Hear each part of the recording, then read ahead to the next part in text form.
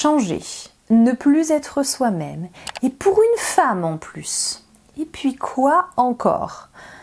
Mais d'un autre côté, si rien ne change, bon, ça n'ira pas mieux. Or, la situation n'est pas idéale. Quoi faire?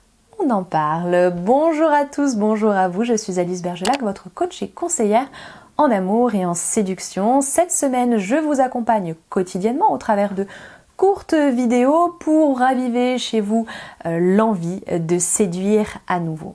Aujourd'hui, je voulais revenir avec vous sur un dilemme qui est très courant en coaching, rassurez-vous, c'est tout à fait normal. Ce dilemme, c'est le suivant.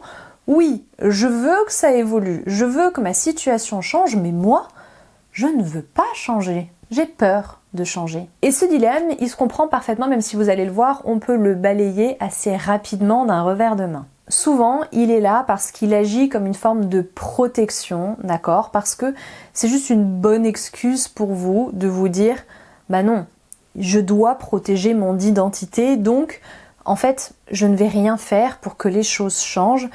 C'est les choses extérieures qui doivent changer, mais moi, je ne bouge pas. » La fidélité envers vous-même d'un côté et l'inertie de l'autre côté. Bref, sous prétexte de vouloir rester entier, de ne pas vouloir vous attaquer à ce qui fait votre essence, eh bien vous préférez ne rien faire ou faire les choses à moitié. Sauf que, en fait, il n'a jamais été question de changer qui vous étiez. Il n'a jamais été question de s'attaquer à votre identité. Je vais même aller plus loin. En séduction, incarner quelqu'un d'autre que vous-même, ça ne marche pas. Allez, éventuellement, ça marche pour quelques petites histoires un peu bancales, pour des trucs qui durent pas longtemps, pour des trucs franchement toxiques. Ok, c'est vrai. Mais vous, est-ce que c'est ça que vous voulez?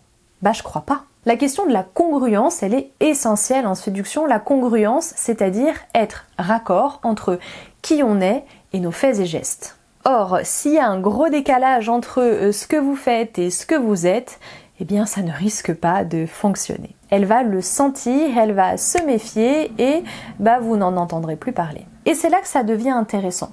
Donc, nous sommes d'accord, et vous en aviez conscience, même si vous n'en aviez pas envie, pour obtenir des résultats différents, il faut des stratégies différentes. Donc non, on ne s'attaque pas à qui vous êtes, puisque c'est pas utile, ça ne fonctionnera pas de toute façon.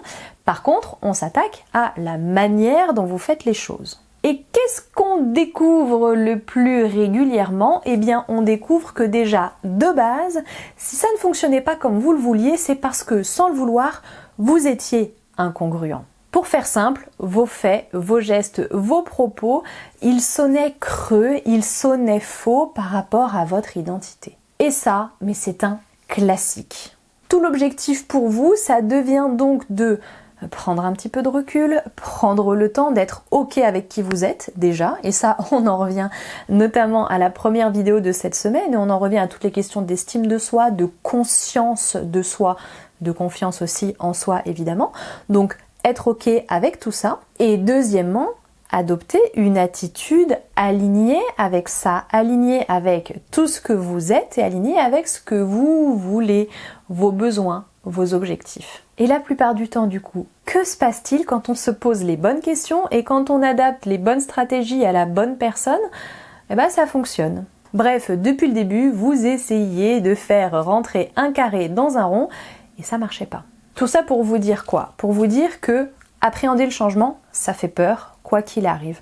Mais parfois, et je dirais même carrément la plupart du temps, dans ce genre de situation, pour ce genre de problématique, le changement, c'est rien de plus qu'un réajustement à une réalité. Il y avait juste un décalage entre ce que vous êtes, et ça on n'y touche pas, et la manière dont les autres le perçoivent. C'est peut-être pas grand chose, mais je peux vous garantir que pour certains, ce tout petit levier, il a débloqué beaucoup. Alors bien sûr, on peut en parler avec plaisir, mais si vous préférez le travail en autonomie, eh bien c'est par là qu'on commence, dans mon nouveau livre bien sûr. Toute la première partie, elle est consacrée à ce changement, à cette mise en mouvement. Bien sûr, on prend le temps de redéfinir ses objectifs, on prend le temps de se regarder dans le miroir pour partir du bon pas et surtout dans la bonne direction. Parce que je vous le rappelle, et c'est triste à dire, mais il n'y a pas de mérite. C'est pas parce qu'on fait des efforts, c'est pas parce qu'on se démène qu'on est récompensé. C'est parce qu'on a la bonne stratégie qui va dans le bon sens avec la bonne personne que là on obtient des résultats. Bref, ce bouquin composé de 100 fiches outils, si jamais ça vous intéresse, il sortira lundi. Vous pouvez vous inscrire sur une liste d'attente juste en dessous. Pourquoi? Eh bien pour recevoir du contenu bonus et surtout pour pouvoir bénéficier du prix de lancement. C'est réservé aux 100 premiers inscrits. C'est tout pour aujourd'hui, mais on se retrouve dès demain pour la suite de cette série et qui sait, peut-être un nouveau déclic.